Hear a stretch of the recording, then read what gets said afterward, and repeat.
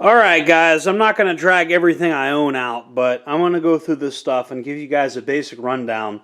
If you got any friends that are new to this stuff, send them this video. Alright, so first things first, what is EDC? EDC is everyday carry. I recommend you have tactical pants, and I recommend you wear them basically every day. That's my philosophy, not very gray man. I don't really believe in gray man, so moving on. This belt right here is my EDC. I open carry pepper ball and fixed blades, but I live in a rural county in Florida, and I'm a nut job, so, you know, this might be a bit extreme for you. But I open carry, I EDC a battle belt every single day. Going back up to my battle belt, I'm running the SE5 on the battle belt, and I got this pretty recently. I'm pretty happy with it.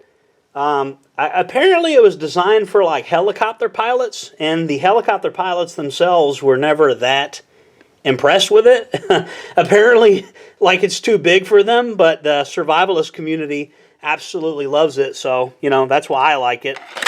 And it's just an easy option. Everybody knows this is a good knife, so I just bought it, you know. It takes a special type of person to want something this damn thick. Some people like their knives the way they like their woman. If I'm going into a very populated urban area, I'm at least going to have my neck knife and my flashlight. For boots, I recommend Bates and Under Armour. That's just my recommendation. I wouldn't even wear the ankle boots unless you live in an area with snakes and really crappy terrain like I do.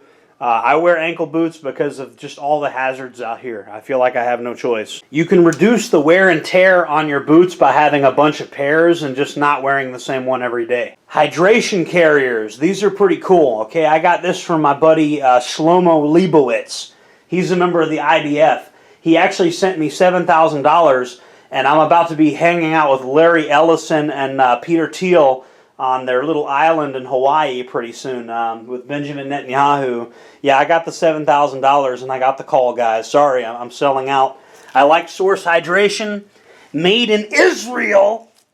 Shout out to Shlomo Leibowitz. Thank you for giving this to me. This is a Stanley thermos. This is another way you can stay hydrated. If you hate Camelbacks, this Stanley thermos is a good way to go. I have this Stanley thermos wrapped in camo form. It keeps the liquid in there cool or hot longer, and it just feels good, and it's grippy, and it's camo, and I just like how it feels. People have asked me about the canine harnesses that I put on my dogs. I really like the Ray Allen manufacturing harnesses. It's what the sheriff SWAT team guys use for their dogs, so it's what I use for my dogs. Let's talk for a second about tourniquets, okay? If you have an arterial bleed, you're going to be dead, like, in seconds if you don't get that under control. So that's a cat tourniquet. That's a soft tourniquet. We go into the med kit real quick.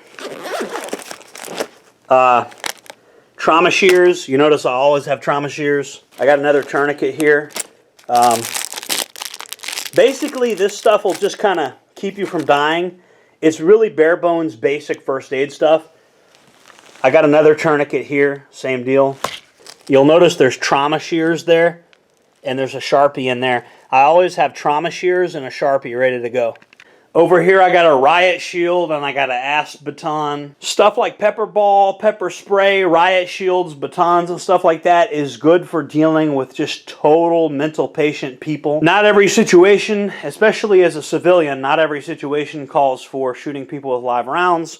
A lot of very intense legal consequences for that a lot of you guys are not ready for. Also, you may have somebody on your team who's prohibited from owning firearms, so you need to have a shield guy / less lethal guy on your team.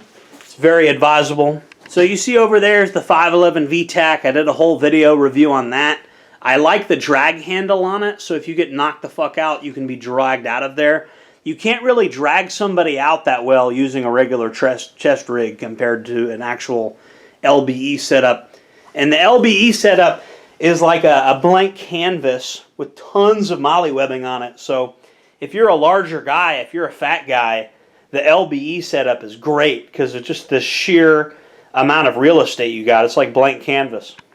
You'll notice every rig here that I run has radios. I have tons of Baofeng radios. These are the ones I've been getting recently. I like these larger ones. The UV9R Pro or whatever the hell these are. I like these. They're just more user-friendly. I know they're kind of big and clunky, but hey, whatever. This is a Helicon Tex chest rig, and we're running a Gerber strong arm knife in this. The Gerber strong arm has gotten a lot of flack for being like not good enough, but it's good enough for me. 100% good enough for me. I like it. On my 511 Tactical VTAC harness, you see I got a K-bar. Are you seeing a pattern here? I tend to go with boring knives that everybody knows about. Boring equals good. On this particular bag, I keep another radio, mostly for LARP purposes, because honestly, it makes the bag look a little more intimidating, just to have a big antenna sticking out the back of it. Criminals will think twice about fucking with you if they see a huge antenna sticking out the back of your backpack. Just because they're a good tool as scissors, and I got another first aid kit in there anyway, and you know, you need the trauma shears in case you need to cut clothing, so I usually just keep them there. And I got some chem lights in case I'm on my bike and I want to like not get run over by a car. If I'm riding on my bike with this thing, you know, I don't want to get killed, so the strobe light, you know, helps me not get killed if I'm riding my bike. All right, so this is a boonie hat, and it still has leaves in it from when we were breaking up our shape and doing the camouflage thing. So this is kind of like a sniper boonie. Boonie hats are good for concealment without you know, wearing something bulky like a helmet. And backpacks can accommodate this too if they have molly webbing on it. If they're solid color like this one, you kind of lose the effect a little bit, in my opinion.